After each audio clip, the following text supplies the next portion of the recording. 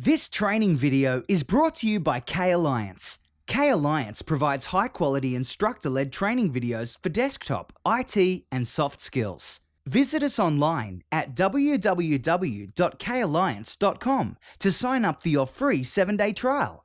Be sure to like us on Facebook, follow us on Twitter, and subscribe to our YouTube channel. Thank you for watching, and we hope you learned something new. Real videos, real learning, real success. Let's take a look at the new taskbar. Well, you can't really see mine right now because it's hiding, but let's identify how it's hiding and why it's hiding. All I have to do is take my mouse and drag it down toward the bottom of the screen, and there's my taskbar. When I move my mouse away from the taskbar, it disappears again. So let's look at how I did that and why I did that. So drag it back down, switch to a right click, and once you switch to a right click, you're simply going to choose Properties. And inside of Properties, I have Lock the taskbar, auto hide the taskbar, and that's the one I want to turn off, is auto hide the taskbar.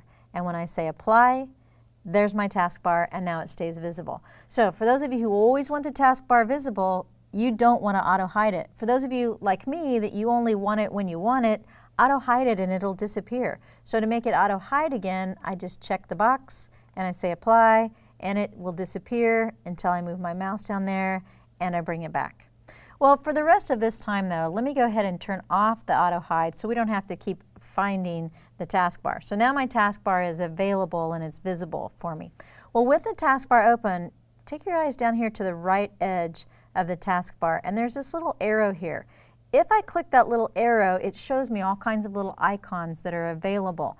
You can also make those icons available on the desktop if those are topics that you're always interested in. For instance, maybe you want to be able to control the volume a little faster than being required to click the arrow and then click the volume. You'd like the volume simply to be on the taskbar. Let's take a look at how you can do that.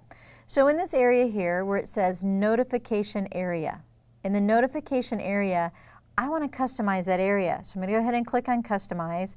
And these are items that we just saw when we clicked that little arrow. Let's go back and click the arrow again. See, here we have volume and we have action center, and as we would continue down, network, and it would be the items listed here. Well, this currently says hide for volume, hide icon and notification. So I'm going to change that. I'm going to drop that down. I'm going to say show the icon and the notifications. And now there's my volume button. So from this point forward, whenever I want to do something with the volume, all I have to do is click and it pops up my volume and gives me the opportunity to work with my volume. Now that same feature is true with everything listed in this list. So you would simply go down through the list and you would decide, do I want to show the icon and notifications or do I want to hide the icon and notifications? Now there's also a choice on here that says only show notifications, and that simply means if there's some kind of an error or problem that would show up on the screen, it would pop up with the notification for you. Okay, so I'm going to put this back on hide, just to put it back to the way I had it before, because I don't need all of those things up on my screen. But I also want to look down here at turn system icons on or off, because you may come in here because you want to turn a feature on your taskbar and you can't find it. Here's the reason you wouldn't be able to find it. So turn system icons on or off. And look, volume is currently on. I'm going to go ahead and turn it off.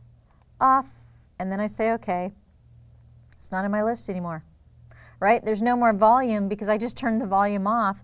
So I'd say, no, I really want that. So turn system icons back on, and I come back in here to volume, and I say, please, I need you. So I turn it back on, and I say, okay. So now volume is available. All you have to do is to come in here and decide what you want to show and or not show in your taskbar, and you can customize it any way you want to. I also want to show you that you have a button here to restore. So if you mess everything up, you can put it back to the way Microsoft had it set when it was first installed. It will not restore it back to what you have modified and played with, but it will put on the Microsoft modifications. And you can also say always show everything. I want to see everything. Let's go ahead and turn that on for now, and then I'll go ahead and say okay.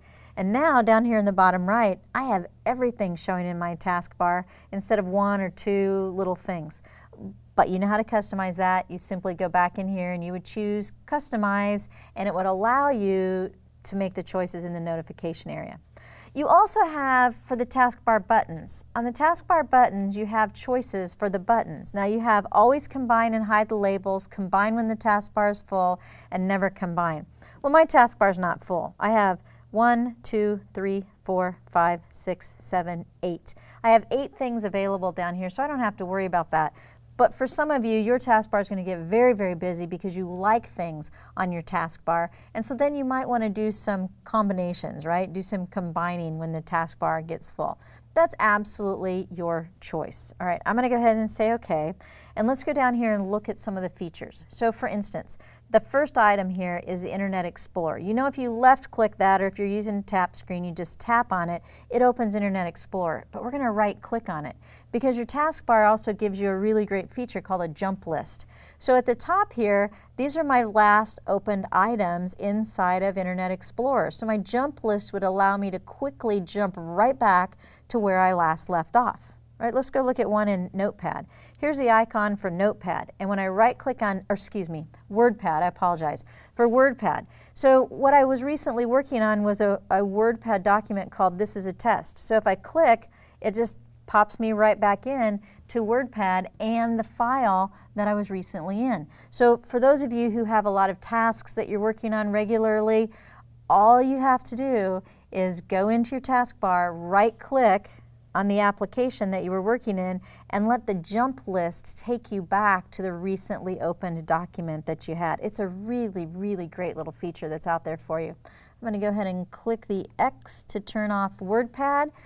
And remember, your customizations are going to show here on your taskbar. It's what you have decided to pin to the taskbar that you're going to be able to see in the taskbar, and they may not match what I have available. But now you know that you can go in and you can modify your taskbar and you can work with those things that you have visible. So make those things visible that you want and you need on your taskbar. We hope you enjoyed this preview video. Please click on the like button below if you did and subscribe to our YouTube channel. Be sure to visit us at www.kalliance.com to sign up for your free 7-day trial today. You could learn a lot in a week.